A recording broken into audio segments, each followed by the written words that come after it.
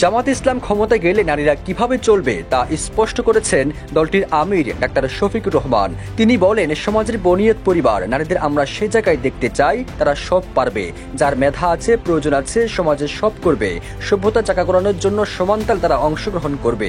এমন প্রেক্ষাপটে নেটিজেনদের অনেকে প্রশ্ন তুলেছেন, নারীরা কি উচ্চশিক্ষা অর্জন করতে পারবে?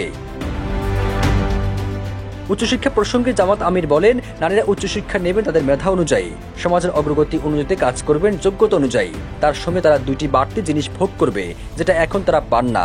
একটা হলো সমাজে প্রাপ্ত সম্মানটুকু দেওয়া হয় না, অন্যটি হলো কর্মক্ষেত্রে তাদের নিরাপত্তা নেই। জামাত ক্ষমতা গেলে সম্মান এবং নিরাপত্তা দুইটি নিশ্চিত করা হবে বলেও জানান তিনি। 24 অক্টোবর যুক্তরাষ্ট্রের নিউ ইয়র্কে এক নাগরিক সংবর্ধনা অনুষ্ঠানে এসব কথা বলেন তিনি। বান্ডেল থাকলে প্রতি সেনমানিতে টাকা বাঁচবে। বিকাশ সেনমানি বান্ডেল কিনে জিতুন প্রতি লেনদেনে। প্রবাসীদের ভোট দেওয়ার অনুরোধ জানিয়ে জামাতের আমির বলেন, যত বাংলাদেশি প্রবাসী এখানে আছেন সবাইকে ভোট নিশ্চিত করতে সহযোগিতা করবেন। এটা দেখবেন না সে কোন ধর্মের বা কোন দলের, আমরা সবার ভোটের অধিকার দিতে চাই। বাংলাদেশে যত শতাংশ নাগরিক প্রবাসী থাকেন, জাতীয় সংসদে সে শতাংশ প্রবাসীদের প্রতিনিধিত্ব নিশ্চিত করতে কাজ করবেন বলেও জানান শফিকুর রহমান।